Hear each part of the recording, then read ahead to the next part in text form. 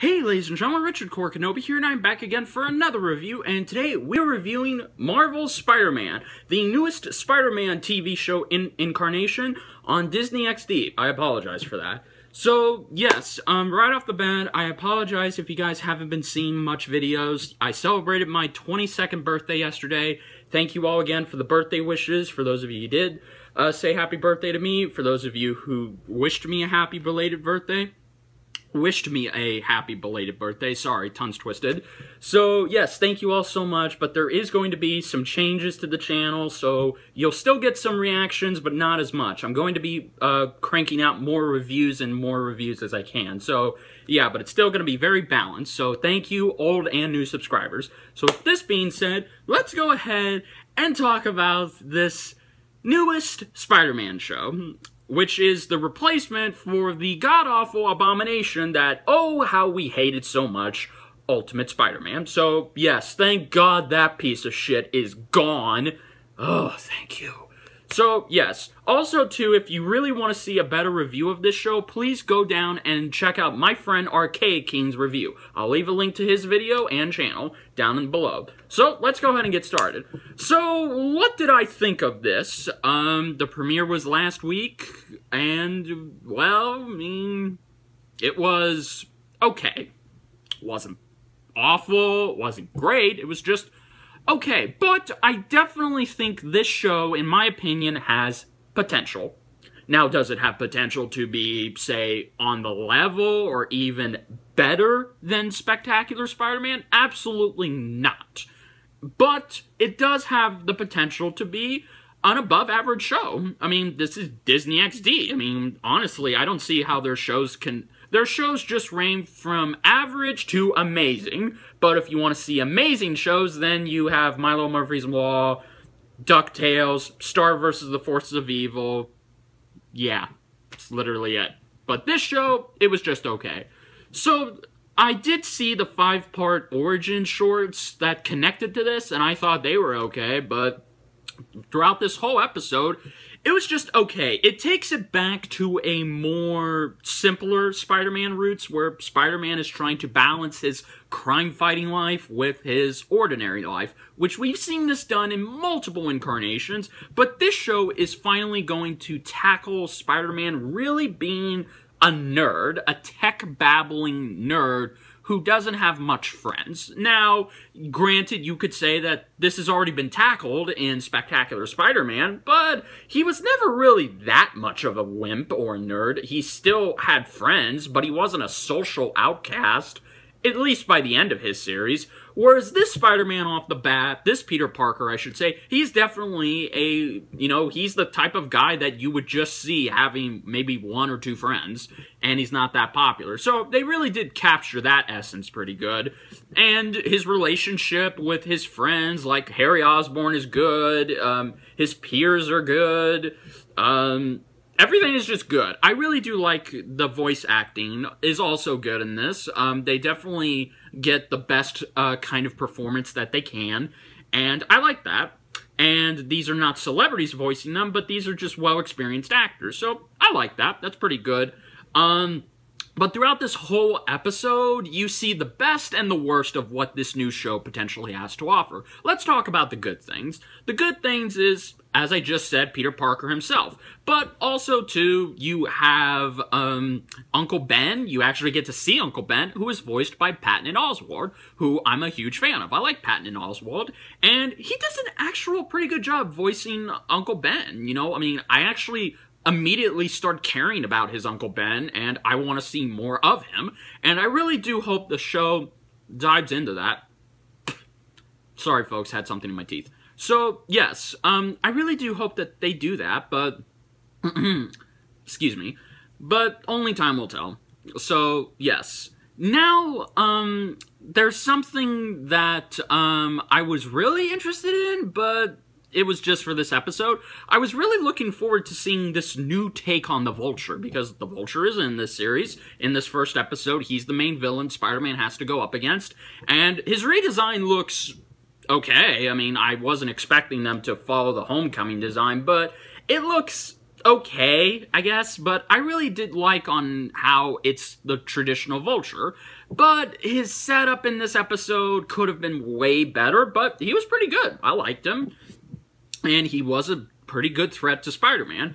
Also, too, the action was pretty good when it could be. And that's about it. There really isn't much I can say about the good things. I mean, this is just the first episode after all, so I really can't say how much good things are going to be in this. And there were also some cameos by Miles and Anna. Yeah, you may know who those people are. Yeah, which they will be in this series, which doesn't make any sense. Why are they here? Never mind, fuck it. So, yes, there are good things, but I think there's more bad things. So let's talk about it.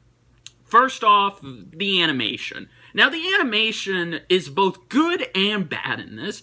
It's good whenever it can be, but I'm not gonna lie, before we even talk about that, when I saw this animation, I was not very impressed. Peter Parker looked pretty good. It harkens back to the look of Spectacular Spider-Man, but doing its own style. So, it looks good. Actually, Peter himself looks like a combination of Peter Parker from Spectacular Spider-Man and from his 90s counterpart show. So, it's definitely a good step in the right direction, and I like the looks for Peter, Harry, Aunt May, and Uncle Ben, and even Max, his new boss. But then, when I saw this animation in action in this episode, it was very disturbing. Like, okay, the backgrounds and cars are CG. Now, here's the thing. In Japan, they are known to use CG for their cars, but they're able to get away with it and make it look pretty damn above average. But here, you can actually see how horrendous and out of frame it looks. It really looks rushed and put together, especially when this isn't just, and you know it's bad because they try and zoom in to try and focus out on the backgrounds. And when you have a show that does that, that shows that, yeah, they know it's bad. So, yes, there's that. But there's also when you actually see the characters, the other characters. And when you see the other characters that these are supposed to be, they don't look anything like their comic book counterparts. They don't, and now I know that's kind of a weird nitpick, but hear me out. Okay.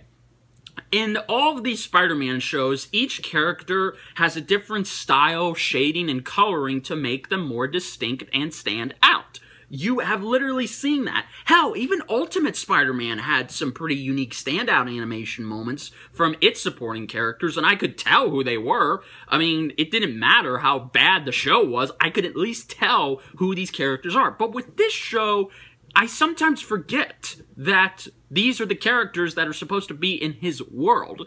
Like, okay, Flash Thompson, when we ever get to him, we don't see him. So, yeah. Or Liz Allen. Liz Allen is in this, but when you look at her, you're like, this is Liz? And there's even a moment, I'm not kidding you, where the framing is so bad that you see the characters teleport and you see them walking like this. They're not, the walk animation is so very poorly done. It looks horrendous. Really does. And in some specific areas, the animation just looks ugly. I don't know how to describe it. It's just ugly. You need to see it to believe it. So, yeah. But mostly during the action scenes, they look just flat. They don't look like they're well choreographed to the best of their abilities. And whenever, again, when you see the background, it looks all flat. The CG is not well done. Okay, let's compare this animation to Steven Universe. Now, yeah, say what you will about it, which, again, Steven Universe's animation does switch back and forth from time to time, but it's still passable and it still looks amazing on paper because of the backgrounds, because of how detailed they are, the shading, just the amount of effort that goes into the backgrounds for Steven Universe alone. makes it look amazing. But this show, it is not. It looks painfully bad. It's almost like Marvel and Disney really did cut corners around this. Like, seriously, this is coming from Disney, and we just got DuckTales, we have Star vs. the Forces of Evil, and Milo Murphy's Law. And we had Gravity Falls. None of those shows have bad animation, or they don't look as bad as this. They couldn't even if they tried. But this show really does stick out like a sore thumb, and honestly, my eyes literally had to adapt to the look. And when my eyes have to adapt to something like this, for this long a period of time, it really does show how the animation can be better improved. But at least it's not Teen Titans Go's animation. Oh god, why? So, yeah. So the animation at times is a double-edged blade. It can look good, it can look bad. And when it looks bad, it really looks bad. But hey, I mean, honestly, at least it got the job done. And hopefully as this series progresses, Marvel and Disney put more time and effort into this. Even the animation crew can put more time and effort to making this show look much more better. So, yeah, that's about it. But overall, I mean, to really go on this show, now look, I understand this is just going to be my opinion, but do I think this show is going to suck harder than Ultimate Spider-Man? Absolutely no, I don't. Because this time around, they're trying to learn from the mistakes, they're trying to improve, they're trying to get back to basics. And I commend them for that. Now, it should be quite honest that the first episode of this series isn't exactly going to be a confident. You can really tell that Disney and Marvel are just above average with this episode. They're not confident with it like they were with DuckTales, or hell, even Star vs. the Forces of Evil. You look at all of their other past shows, they had so much confidence in it that these shows would be a hit for them and their audiences. And it was. It earned the respect. This show, it definitely is taking its time, and it's showing that it does have problems, it does have flaws. But, hey, I mean, it can't get any worse than Ultimate Spider-Man, so that's a good sign at least. And I did like it, you know, I mean, it wasn't obviously bad, and it didn't give me rage-inducing, and it was very well done. Again, the voice acting was amazing. I really believed and cared for the performances, and honestly, if anything goes to show you, good writing and good voice performing can outweigh the shitty animation and very mediocre look. And I do believe that's the case here. So, yeah, I mean, honestly, as it stands right now, I just see this show as decent. Now, here's the thing, guys. I understand. If you think this show sucks and you're not gonna watch it, that's okay. I definitely can understand, because this show, they should not be going this fast with this show. They should really be slowing down to trying to find their mark and their pace. Because, again, you can't just rush into a new Spider-Man series like they're doing right now. You need to give it time to develop. And I do believe once the show improves, and once it finds its mark, and once it pretty much finds where it wants to be, I do think it is going to be good, it's going to be enjoyable, and maybe it'll just be an above-average show. But that's just my opinion. If it doesn't, then I'm not afraid to admit I was wrong. You know, I'm not. But I can say that I at least liked what I saw, I at least like what I heard, I like where the writing goes, but there is one more bad thing I know you guys want me to talk about. So, yeah, I talked about the shitty animation at times, but there's one more thing. Peter Parker himself, when he is doing his whole science lingo, his science babble, it really is getting annoying. I get it. We get it. Peter Parker is a nerd. He is a geek. You don't have to overdo it with his science talk. Hell, he even complains about a brain freeze, and he tells us the correct way of how it's not a brain freeze. And he even gives us an explanation on why his hands are shaking. I don't like that. I really don't. And my friend Archaikeen has pretty much talked about this in his own review. So, yeah, hopefully they tone that crap down and they just make him more relatable, but hey, only time will tell.